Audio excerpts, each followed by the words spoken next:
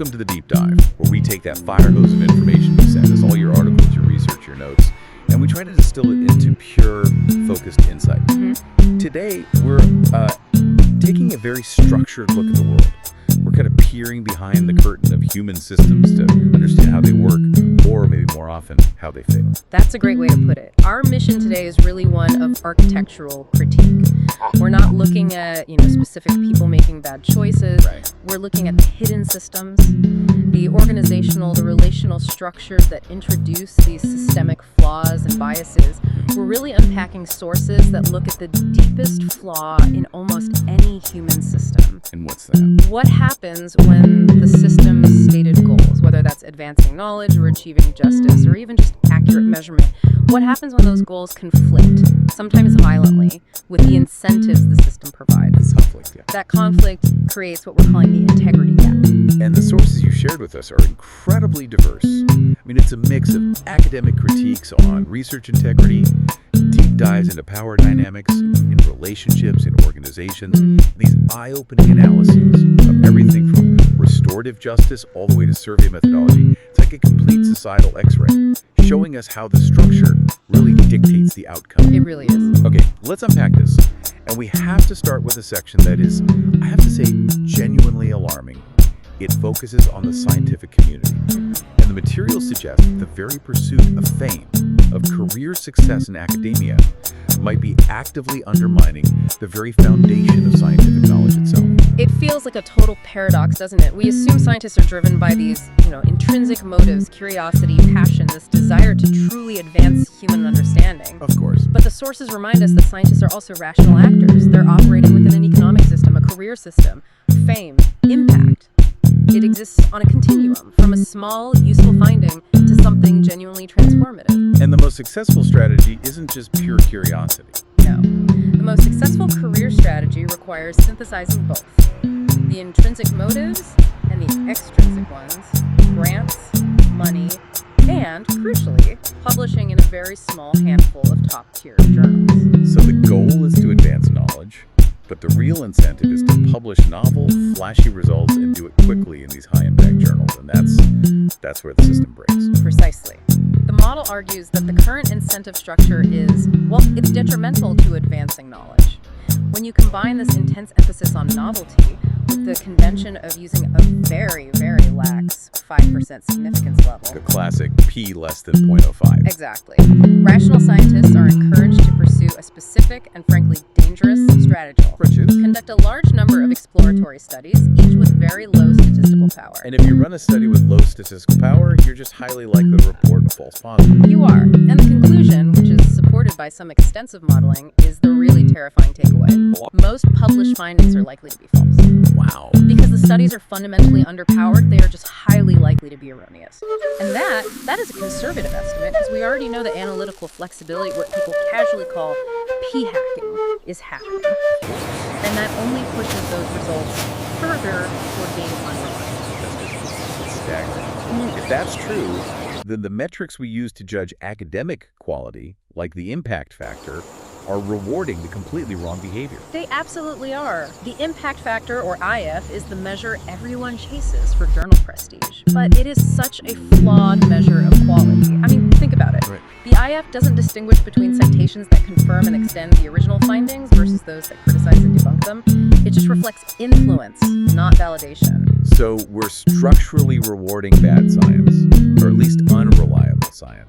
The impact factor shows influence, but if I cite a study to prove it's wrong, that still counts as a point for the impact factor. That's absurd. It is absurd. And the sources point out this classic governance problem. As soon as any index, like the IF, becomes the measure of choice, authors and institutions immediately start adapting. They start to actively play the system to boost their scores. So if the system is designed to reward quantity over quality, how do we fix the science? This sounds like a cultural shift that needs to happen at the statistical level. It does. The problem really stems from this obsession with the binary pass-fail p less than 0.05 threshold. We need to shift the focus radically away from that and toward the true quality metric. Which are what? Effect size and confidence intervals. Okay, let's translate that for everyone listening. What does effect size tell us that the p-value doesn't? So think of it this way. The p-value tells you if a door is open, if there is a statistically significant effect. Okay. But the effect size tells you how wide that door is, how important that effect actually is in the real world. By focusing on high statistical power, we get greater precision in estimating that actual effect size. Which lets researchers confidently say if a finding is genuinely important, or if it's just totally trivial. Exactly. That sounds like a powerful long-term shift. But are there practical structural changes we can implement, like right now, to force transparency and make science more trustworthy immediately? Yes, and the focus is increasingly on structural transparency and openness. One mechanism gaining traction is the peer reviewers' openness initiative. What's that? The core idea is to empower the reviewers, the people on the ground, by suggesting they collectively withhold a comprehensive review unless the authors affirm open practices, like sharing their underlying data and materials. That sounds great in theory, but doesn't demanding all that before review just slow everything down and create another administrative barrier that scientists will just try to game? It's a risk, sure, but the alternative is this continued crisis of trust. The goal isn't just to create new bureaucracy, it's to normalize transparency. And for researchers looking for something practical right now, the sources point to the consensus-based transparency checklist. It's available in a long 36-item version and a shorter 12-item one. So authors can just submit this with their paper. Exactly. It provides all the critical information needed to evaluate how robust their finding actually is. These efforts show that the biggest problems, like the replicability crisis, require what the sources call team science. Many minds, combined efforts, pooled resources. To change the system from the bottom up. It's so interesting how that same pattern of perverse incentives we saw in academia, where individuals prioritize self-interest and career advancement, it just shows up the minute someone gains organizational or relational power. So here's where we move from the integrity of research to the integrity of, well, our social interactions and relationships. Let's talk about how power affects how we treat other people. This is where a framework called interdependency comes in. When we talk about power in a relationship, be it a romantic partner, a boss, a gatekeeper, it all stems from one person's dependence on the other to get what they want. So power isn't about shouting louder. Not at all. It's about controlling access to resources or outcomes the other person desires. And the research suggests that just having high power fundamentally changes how we perceive and interact with others. It does, profoundly. High-power individuals, and this is especially true outside of very close relationships and in Western cultures, are far more likely to be self-oriented. Self-oriented, what does that look like in practice? Well, they're less likely to accurately read emotional expressions in others, they're more likely to objectify other people, and they often prioritize their own interests, even when they know how their actions affect others. So it leads to measurable deficits in compassion and just willingness to help. It does. Power essentially narrows your perspective, making the powerful person's worldview revolve primarily around themselves. Exactly. And that self-orientation has very specific relational consequences. I mean, one study hypothesized that high perceived relationship power would be associated with increased interest in, what was the term? Alternative partners. Alternative partners. Right. Or extraditic desire. For the non-psychologists among us, does that basically mean increased interest in exploring options outside the primary relationship? It does. Increased interest or increased desire for someone outside the existing relationship. The sources explore how even just temporary feelings of power can influence that interest, linking the ability to satisfy one's own desires to the potential to wreck a commitment. Now let's move this into the workplace. Power dynamics there can manifest through these incredibly subtle biases that affect careers. The sources point out how linguistic biases implicitly communicate stereotypes, for instance, about women in medicine. Oh, linguistic bias is such a powerful mechanism for maintaining stereotypes because it's so hard to confront. Overt discrimination is clear, right? But these subtle, almost invisible forms of gender bias, they're difficult to describe, to explain, and to address, especially if people feel unsafe speaking up. It creates this persistent structural irony. Yes. Women dominate the front lines of healthcare jobs, but they often struggle to break into the executive suite. The system's architecture just steers different groups to different levels of power. And the power dynamic doesn't just affect promotion, it affects employee motivation too. I'm thinking specifically about the concept of learned helplessness being organizationally induced. This is a devastating consequence of a poor leadership structure. Learned helplessness is organizationally induced when leaders routinely take credit for their subordinates' successes. My great vision led to this win. Right, but then they blame them for any failures. Your incompetence caused this problem. That structure has to utterly crush internal motivation. Absolutely. It teaches employees that success, that recognition is simply unobtainable regardless of their effort. If I believe the outcome is outside my control, why would I even try? The system has trained them into resignation. It has. And we also see power popping up in unexpected places. Right. And through delegated responsibility, creating these gatekeepers we might not even recognize. A great example is the administrative assistant in a primary care physician's office, or the secretary who handles scheduling. They wield enormous delegated power. They're the gatekeepers. They are. They control access to the doctor, to specialists. An administrative assistant issuing referrals, for instance, essentially determines which specialists a patient can see within a managed care network.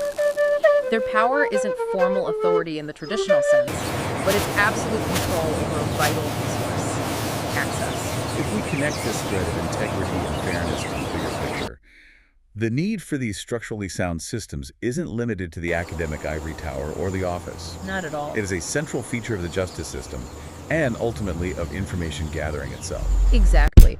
We often equate justice with punitive systems or, high-level elite diplomacy deals made by powerful people behind closed doors. Restorative justice, or RJ, offers a radical structural contrast to all that. So how does it shift the focus? Restorative justice fundamentally shifts the focus from who broke the law to who was harmed and how can we repair that harm. RJ practices are, by their nature, face-saving, identity-restoring, reintegrative, participatory, deliberative. They aim specifically at healing the emotions of divided peoples: humiliation, shame, anger, hatred, which traditional punitive systems just make worse. And this methodology of looking beyond the surface, it isn't just for conflict resolution. It actually feeds back into the scientific integrity we discussed at the start. That's right. Restorative methodology seeks to develop good explanations and move toward good theories by detecting and correcting flaws, not just forcing consensus. It's the antithesis of the publishing game. How so? It rejects the focus on what one source called the meaningless distinction between exploratory and confirmatory research. It prioritizes true understanding over these arbitrary categories. Can you give us a concrete example of an RJ model that embodies this healing, participatory structure? One of the most insightful examples is the North Minneapolis African American Circles model. It uses a series of circles for each offender, recognizing that one single conversation cannot address systemic harm. A series. Tell us more about that structure. It's a very structured, multi-step process. They start with an interview circle, just to confirm participation. Then, a dedicated circle is held to discuss the crime and develop a social compact. And a social compact isn't just paying a fine. Not at all. It's a commitment to address underlying issues, which might include problems with math, finding mentorship in basketball, developing life skills. Subsequent circles monitor the completion of that compact, and it all culminates in a celebration circle when it's done successfully. That deep structural support seems exponentially more effective than just relying on the threat of punishment. It is, especially when you factor in the psychological reality of reactance. Deterrent threats, like capital punishment or incarceration, can be interpreted as attempts to limit a person's freedom. When people feel controlled, they often experience psychological reactance, which leads them to act contrary to the direction of control. Coercion backfires. That's why RJ dialogue is preferred over state-imposed coercion. It seeks voluntary buy-in. Moving from justice systems to data systems. The integrity of our knowledge relies so much on accurate measurement, and public trust in that measurement has been severely tested, especially recently. Oh, absolutely. The COVID-19 pandemic forced this major methodological upheaval in large national surveys. Surveys like the General Social Survey, the GSS, or the Survey of Income and Program Participation, SIPP. Had to switch everything up. They had to transition rapidly from established in-person interviews to less reliable telephone or web modes. The SIPP, for example, had to rely entirely on administrative data just to contact new samples. They didn't have current phone numbers for the people they needed to survey. That shift puts enormous pressure on the respondents, too. How do researchers even ensure people actually respond accurately, especially to something complicated like a government survey? It requires overcoming some deep public confusion. Qualitative research on the American Community Survey, the ACS, found that respondents often couldn't distinguish between the ACS mail and the decennial census mail. And that confusion lowers motivation. Of course. And interestingly, the single most persuasive statement for getting a response wasn't about public service or civic duty. Or was it? It was simply stating that their response is required by law. So the system relies on statutory requirement, not voluntary participation, to gain its initial legitimacy. Once they do respond, what about the quality of the data we actually get back? Well, measurement quality is paramount. If you want better quality data and less measurement error, established psychometric research suggests you should give respondents more response options. So instead of a simple 5-point scale, strongly disagree to strongly agree, you go wider. Exactly. Researchers should use 7-point or even 11-point scales. More options provide greater nuance, allowing respondents to pick a category that more accurately reflects their sentiment. Which reduces measurement error and gives the researchers richer, higher quality data points. It's a small structural change with a major impact on the integrity of the data. So what does this all mean? We've seen that whether you're a scientist fighting these perverse career incentives, or a professional navigating subtle organizational bias, or a participant just trying to respond honestly to a government survey, the integrity of the outcome rests fundamentally on how the system is architected. The institution, the relationship structure, the survey scale itself. Right. The core lesson across all these sources is the absolute need for transparency and accountability in process, whether that's through mandating open science checklists, recognizing the multidimensionality of social issues, or embedding justice systems in democratic participatory deliberation.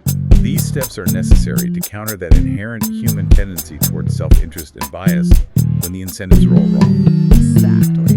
And what gives me hope, despite all the alarming findings about false science and subtle biases, is this idea that the biggest, thorniest problems, like repairing a broken scientific model or healing a community division, require many minds, combined efforts, and pooled resources. It requires team science, not isolated genius. It does. And we saw that in the justice section, right? How restorative systems have to be bottom-up, owned by the community, to gain legitimacy and defeat that psychological reactance.